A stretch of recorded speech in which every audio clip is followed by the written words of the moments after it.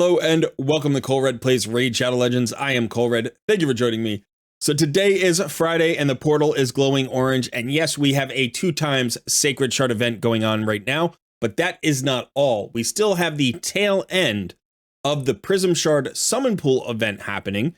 We also have a Champion Chase tournament that has started as part of the Packmaster Shayak Fusion event, which I am going for. And then we finally have a ×10 event for a new faction Unity champion in the Lizardmen faction. So we've got a lot of reasons to pull shards, and that's what we're going to do in today's video. I hope you're ready for it. Let's get started.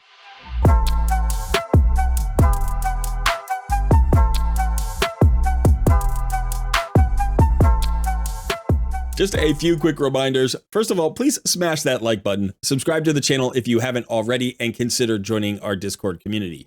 Also, don't forget that I live stream every Tuesday at 1 p.m. Eastern Time. That is my Takeover Tuesday live stream where I give away free account takeovers to members of my Discord community. And speaking of takeovers, I have launched my paid coaching services. So if you are interested in getting coached or having an account takeover by me so that I can help you with your raid journey, please reach out to me through Discord. Just send me a DM and I will give you all of the details about scheduling and pricing for those coaching services.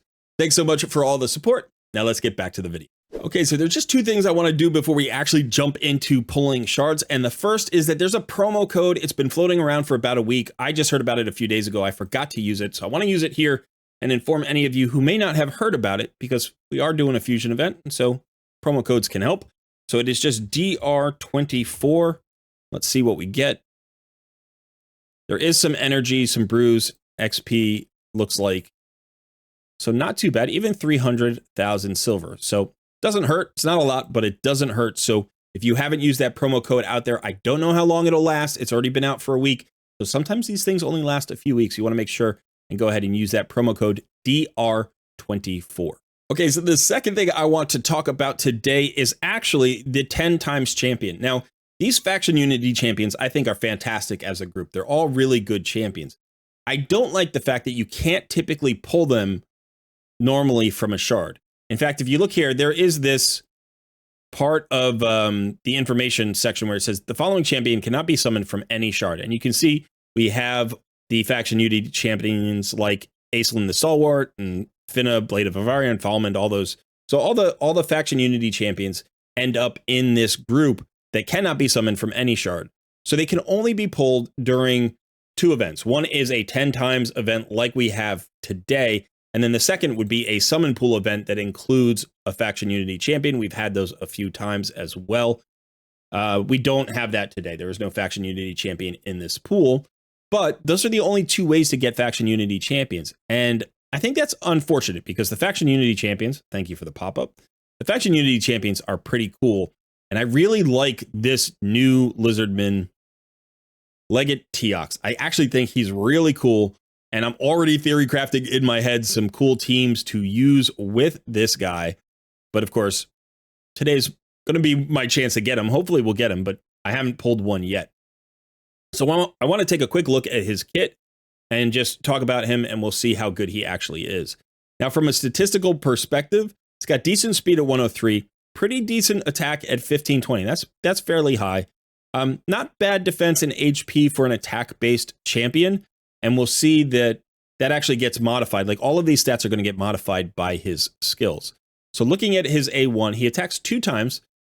But here's the cool part. The ally with the highest crit damage will team up and join the attack. The ally joining the attack will use their default skill, as is typical with ally attacks.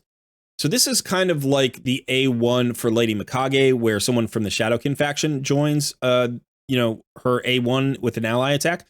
But in this case, this is not Lizardmen only. This can actually be anybody, and it's going to always be the highest crit damage champion, so you can determine who is going to join Legate Teox in his ally attack. This offers a lot of real cool possibilities. I'll talk about just a couple once we get through his kit. The second part of the passive of the A1 here is the damage dealt by this champion and the ally joining the attack will be increased by 10% for each debuff on the target, and this stacks up to 100%. Because you can get 10 debuffs on a target. Now, I want to show you, there are some cool I think, duos with this ability. Anybody who hits hard, like, you know, Fushan, Razin, Krokmar. Krisk would be nice because he has an A1 that has an AoE with a decreased speed. So anybody who has a cool debuff on his A1 would be interesting. But there are two champions I want you to think about. The first is actually Saurus. Saurus also has an AoE A1. He's an uncommon. Everybody can max him and get him pretty easily. This could be a great combo for faction crypts and potentially could be used in other places. He also has an AoE with a heal reduction that has a decent chance of landing. It's a yeah, it's automatic if the HP is less than or equal to 40%. It's only 10%. I'm sorry, if it just regularly hits. So it's a low chance. But that's an interesting combo. But the really interesting combo here is actually Dracomorph, because Dracomorph's A1 has a similar passive. Damage increases by 10% for each debuff on the target. Will attack one random enemy with any surplus damage if the target is killed. Damage inflicted is equal to triple the surplus damage. The surplus damage cannot be critical. So this damage can increase by 10% for each debuff on the target. So potentially, if we have Teox and Dracomorph attacking together, Dracomorph is going to get double increased damage, right? This damage dealt, by the way, it's not attack is increased or defense is increased. It's just damage dealt. So all the modifiers apply. This just gets applied at the end. So literally, let's say you had 5 debuffs, you would get 50% from this passive for Dracomorph, and then you would also get 50% from this passive for Dracomorph. And I'm assuming they're additive, not multiplicative, but I honestly don't know. They might be multiplicative, which would be crazy. Because if they are multiplicative, then this could potentially turn into a 400% hit for Dracomorph on his A1. And if he kills the enemy, then that surplus damage gets passed along to somebody else at 3 times the damage. So you're getting potentially 1200% damage on Dracomorph's A1. Does that sound even possible? Like that's ridiculous, right? That has to be, it has to be additive. It can't be multiplicative. If it's multiplicative, it's too much.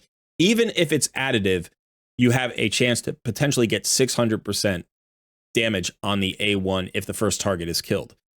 Now, when allies attack, they attack in order of their team placement, so where they are in team order. So all you have to do is make sure that Teox is in front of Dracomorph, and that if Teox doesn't kill the champion, right? That's the tricky part.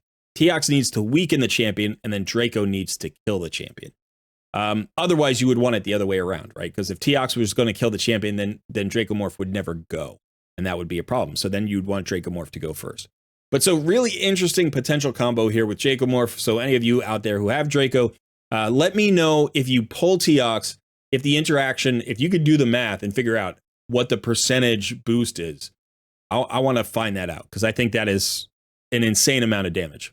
Obviously, it won't work on bosses because you won't get kills, but you could still get the double passive increase, which would be pretty cool. All right, now the A2 hits an enemy 3 times, triple hit. Each hit will ignore 10% of the target's defense for each debuff, so can ignore 50% of the defense. And each hit will also increase this champion's attack by 10%. Now, this is interesting. It says each hit. And this stacks up to 50%. So I'm not sure if, I don't know how you get up to 50% unless this is over the course or duration of the fight. So maybe it just keeps stacking in terms of the increases champion's attack. Grants an extra turn. The AoE A3 before attacking places increased attack and increased crit damage. So he gets another multiplier.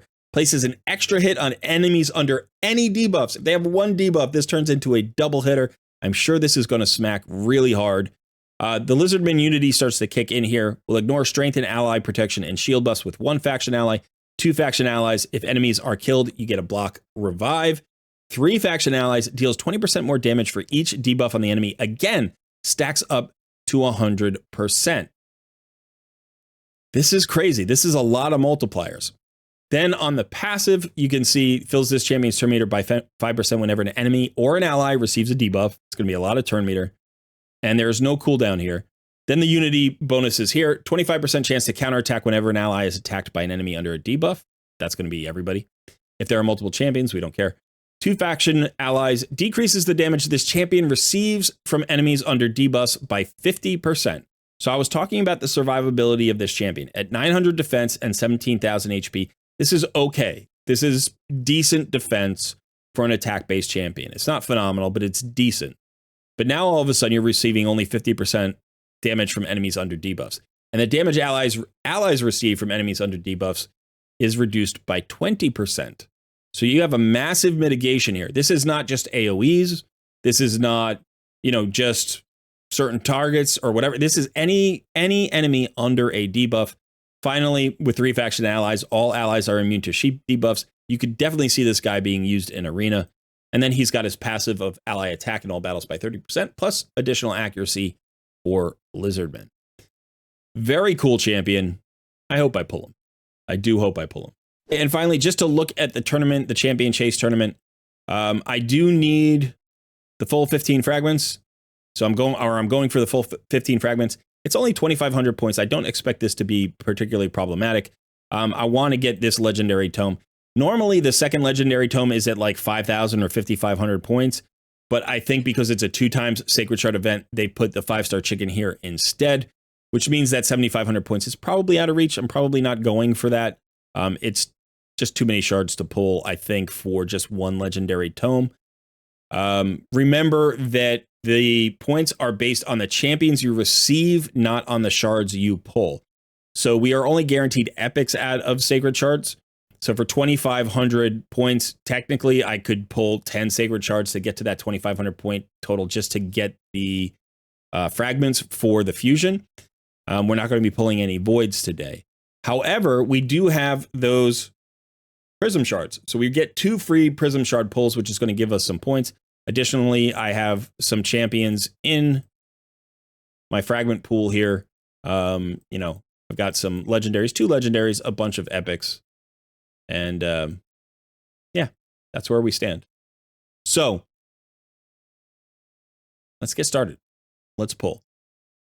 So I think what I'm going to do here is I'm actually going to start with the summon pool champions, because I'm definitely pulling these 2 pulls. I went and got these 2 rewards, the Dungeon Divers and the Spider Tournament. If you watch my Spider video from last week or this past week, you know that I was pushing this hard. I thought this was a great opportunity to get a lot of extra value in the middle of the fusion without doing necessarily more events than you would for the fusion.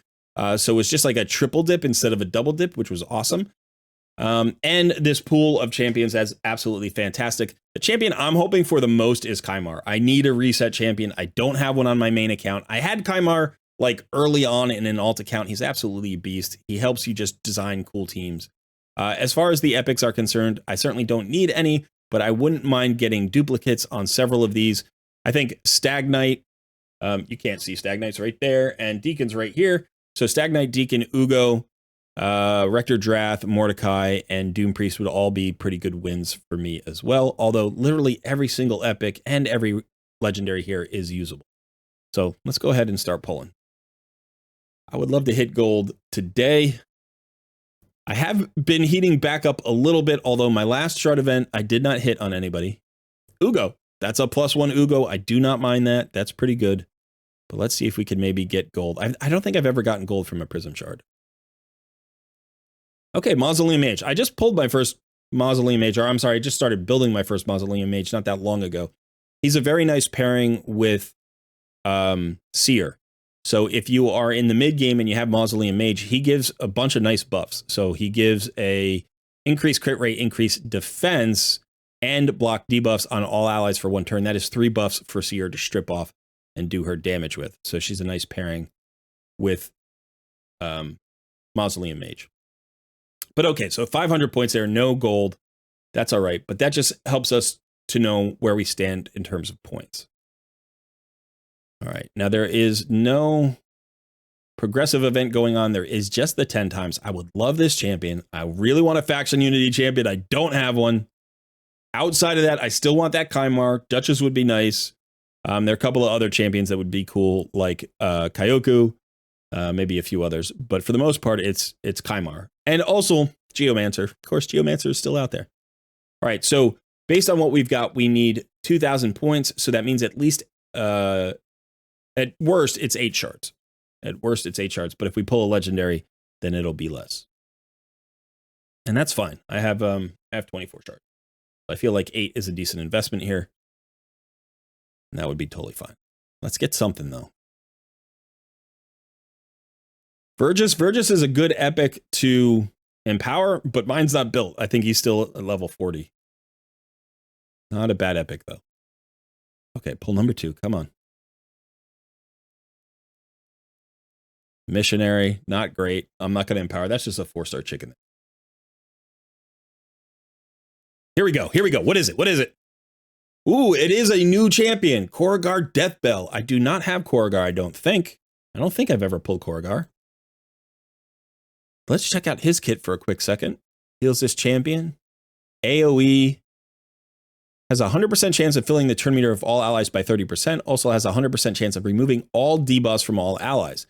So it's an AoE, a full cleanse, and a turn meter fill of 30%. That is a powerful skill. That is a legendary skill. Definitely. That's pretty fantastic. What is he? He's an HP-based champion. Okay, and then he places an ally protection buff and a strengthen buff on all allies for 2 turns. This is very nice if you needed to go the ally protection route for clan boss. You know, this is what you want, a 3-turn cooldown ally protection with a buff. Usually strengthen or increase defense, or sometimes shield is okay too. But actually, I like strengthen the most. Pretty cool. And it's always nice to like get a new legendary.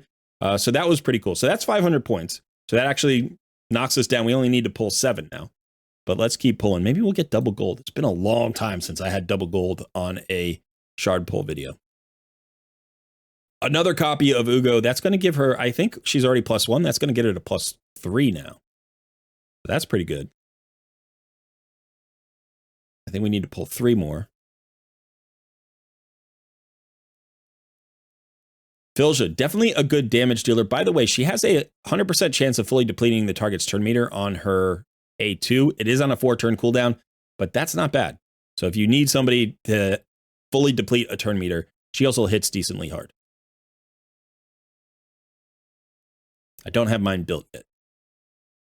Another epic. Visionary is, for me, going to be a 4-star chicken. Let's do one more. I do want to go for that legendary tome, so I might have to pull a couple more shards. And Cage Breaker. Okay, so if I'm not mistaken, I think we're at the 2,500 point threshold, which gets us the fragments. But we still need 500 more points for this legendary tome. So the question is, do I want to pull shards for it? Or do I want to summon champions? Now, here's the thing. I don't think any of these champions right now is really necessary for me. I don't think they're really helping me out. So I think I'm just going to hold on to the fragment champions for some later date, maybe a CVC or something. So that means we need to pull potentially, we either need to hit gold for the second time or we need to pull 2 shards. So let's go ahead and hope we hit gold right here on the first one. Come on, how about a double gold event? That would be so cool. Geomancer. Nope. All right, and the last one. Give me something. Give me like a Deacon Armstrong. At least give me some epic I want to empower. No, I don't want to empower Marksman. So just 2 4-star chickens there. But all in all, not bad when you pull a new legendary. And I got 2 Ugos for empowerment, so definitely pretty cool.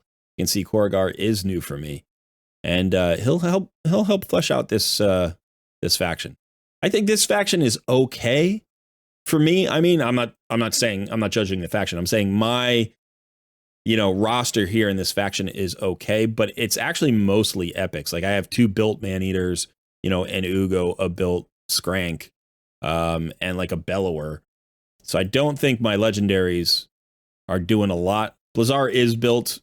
Ugir is built, but he's not doing much. So Korrigar could potentially flesh out this roster a little bit.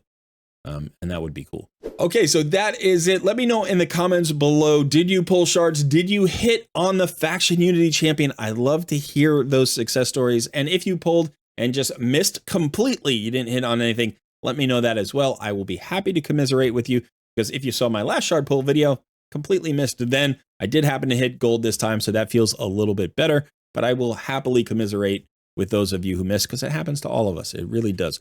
Also, if you happen to have Korrigar, let me know where you use him. What's his best case use? Because I don't know the champion all that well, and I'd love to hear your advice. Okay, that is it for me today. Thanks so much for hanging out. I have been Colred, and I will see you in another video soon.